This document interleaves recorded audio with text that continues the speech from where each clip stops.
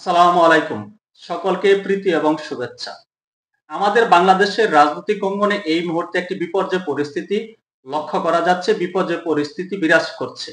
এই বিপর্যয় পরিস্থিতিকে কাজে লাগিয়ে কিছু কুচক্রী মহল, দুষ্কৃতিকারী, কতিপয় রাজনৈতিক দলের ব্যক্তিরা ছদ্মবেশ ধারণ করেছে। ছদ্মবেশ ধারণ করে বিভিন্ন রাজনৈতিক দলকে বিভিন্নভাবে প্রশ্নবিদ্ধ করছে। বিশেষ করে আওয়ামী লীগকে একেবারে মুছে দিতে, আওয়ামী লীগকে কোণঠাসা করতে তারা ছদ্মবেশ ধারণ করেছে। এই ভিডিওটি একটি সতর্কমূলক ভিডিও হতে যাচ্ছে। রাজনৈতিক অঙ্গনের ব্যক্তিদের জন্য, সাধারণ মানুষের জন্য সতর্কমূলক একটি ভিডিও। তাই আপনাদের সকলের কাছে অনুরোধ করব এই ভিডিওটি সর্বোচ্চ শেয়ার করে দেন এবং এই ভিডিওটি ছড়িয়ে দেওয়ার জন্য লাইক কমেন্টস করবেন। আমাদের বাংলাদেশের রাজনৈতিক অঙ্গনে বিভিন্ন সময় বিভিন্ন নোংরা খেলা চলে, কিন্তু বর্তমানে যে নোংরা খেলা চলছে, বিশেষ করে আওয়ামী লীগ নিয়ে যে ধরনের নোংরা খেলা চলছে, তাতে বোঝা যাচ্ছে আমাদের বাংলাদেশে সুষ্ঠু দ্বারা রাজনীতি কখনোই সম্ভব নয়। এই মুহূর্তে আওয়ামী লীগকে কোণঠাসা করার জন্য বিশেষ কিছু রাজনৈতিক দলের ব্যক্তিরা ছদ্মবেশ ধারণ করেছে। তারা আওয়ামী লীগকে বিভিন্নভাবে প্রশ্নবিদ্ধ করছে, আওয়ামী লীগ নেতাদেরকে তারা বিভিন্নভাবে প্রেসার ক্রিয়েট করছে, আওয়ামী লীগের নাম ভাঙিয়ে তারা অপকর্ম করছে। আমরা সকলে অবগত আছি আমাদের বাংলাদেশে একটি গুপ্ত রাজনৈতিক সংগঠন আছে। তারা বিভিন্ন সময় বিভিন্ন রাজনৈতিক দলের ব্যক্তিদের সাথে মিশে গিয়ে, রাজনৈতিক সংগঠনের সাথে মিশে গিয়ে ওই রাজনৈতিক দলকে বিভিন্নভাবে প্রশ্নবিদ্ধ করে।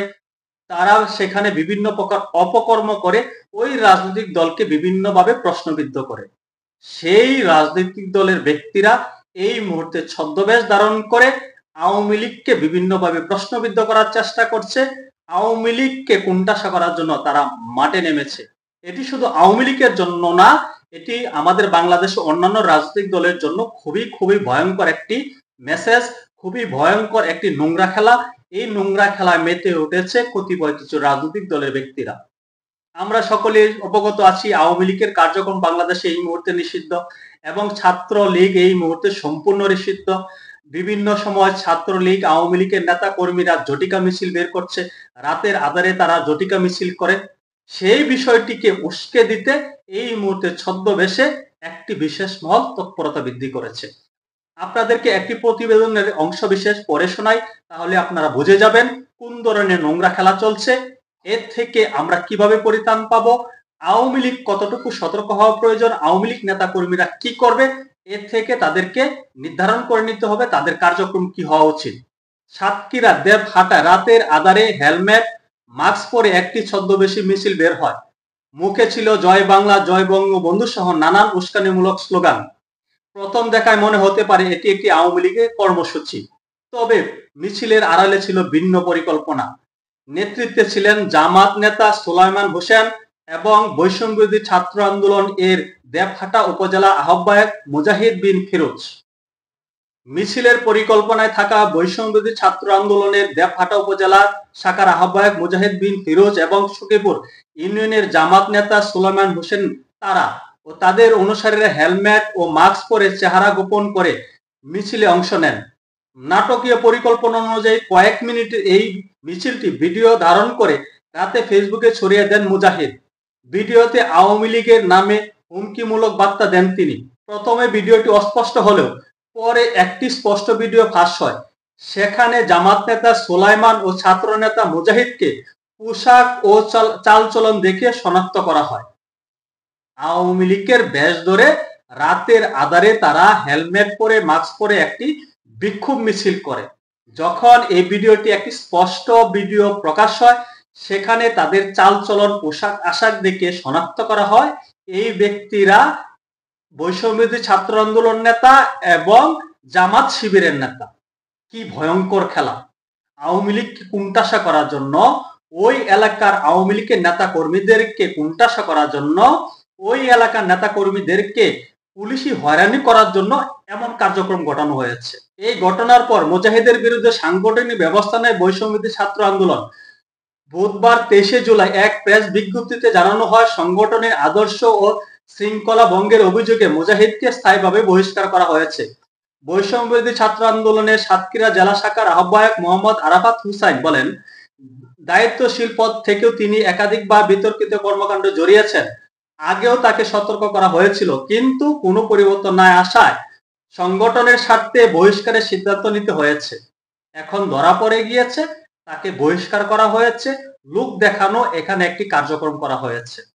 এই যে কার্যক্রম, এই যে একটি নোংরা খেলা, আওয়ামী লীগকে কোণঠাসা করার জন্য, আওয়ামী লীগকে হয়রানি করার জন্য রাতের আধারে তারা একটি মিছিল বের করে সেটি ফেসবুকে ছড়িয়ে দিয়েছে। দেবহাটা উপজেলা জামাত সূত্রে জানা গেছে, সুলাইমান হোসেন ও মিছিলে অংশ নেওয়া অন্য কর্মীদের নামে তালিকা তৈরি করে সাংগঠনিক সুপারিশ সহ জেলা জামাতের কাছে পাঠানো হয়েছে। তবে এখনো তাদের বিরুদ্ধে কোনো ব্যবস্থা নেওয়া হয়নি। 22 বছর বয়সী মুজাহিদের বিরুদ্ধে এর আগেও নানান অভিযোগ ছিল। গত বছর রাজনৈতিক অস্থিরতার সময় আওয়ামী লীগের নাম ভাঙিয়ে স্থানীয়ভাবে প্রভাব বিস্তার করেছেন তিনি। এমনকি ইউনো ওসিকেও বিভিন্নভাবে চাপ দেন। এই মুজাহিদ আওয়ামী লীগের সময়ে আওয়ামী লীগের নাম ভাঙিয়ে বিভিন্ন অপকর্ম করে বেরিয়েছেন। এই যে মানুষ একটি কথা বলে, ছাত্র শিবির এই 15-16 বছর ছাত্র লীগের লঙ্গির নিচে লুকিয়েছিল। লঙ্গির নিচে লুকিয়ে থেকে ছাত্র লীগের রাজনীতি করে ছাত্র লীগকে বিভিন্নভাবে প্রশ্নবিদ্ধ করেছে। ছাত্র লীগের নাম ভাঙিয়ে তারা বিভিন্ন প্রকার অপকর্ম করে ছাত্র লীগের উপর দায় চাপিয়ে দিয়েছে। সেটি আজকে সুস্পষ্ট প্রমাণ পাওয়া গিয়েছে। ইতিমধ্যে আমরা দেখেছি বিভিন্ন ছাত্র লীগের নেতা কর্মী যারা পোস্টধারী ব্যক্তি ছিল, এই মুহূর্তে যারা যাচ্ছে 5ই আগস্টের পরবর্তীতে আমরা জানতে পেরেছি তারা ছাত্র শিবিরের ব্যক্তি। তারা একটি কৌশল অবলম্বন করে ছাত্র লীগের সাথে তারা মিশে গিয়ে রাজনৈতিক তৎপরতা বৃদ্ধি করেছিল এবং আওয়ামী লীগ এবং ছাত্রলীগকে নানানভাবে প্রশ্নবিদ্ধ করেছিল। এখনো সেই নোংরা খেলা বিরাজ করছে। এ থেকে আওয়ামী লীগের অনেক শিক্ষণীয় বিষয় আছে। আওয়ামী লীগকে অবশ্যই সতর্ক থাকতে হবে। আওয়ামী লীগের নাম ভাঙিয়ে এরকম যারা তৎপরতা বৃদ্ধি করছে তাদের বিষয়ে সতর্ক থাকতে হবে। আওয়ামী লীগের নেতা কর্মীরা এই মুহূর্তে কোনো আওয়ামী লীগের জটিকা মিছিল দেখলেই সেটি ফেসবুকে ছড়িয়ে দেন। তারা বিচার বিশ্লেষণ করেন না কারা এমনটি করেছে, তাদের পিছনে উদ্দেশ্য কি। আজকের এই ঘটনা প্রকাশের পরেও যদি আওয়ামী লীগ এর থেকে কোনো শিক্ষা না নিতে পারে, তাহলে আওয়ামী লীগের জন্য আরো বেশি বিপর্যয় নেমে আসবে।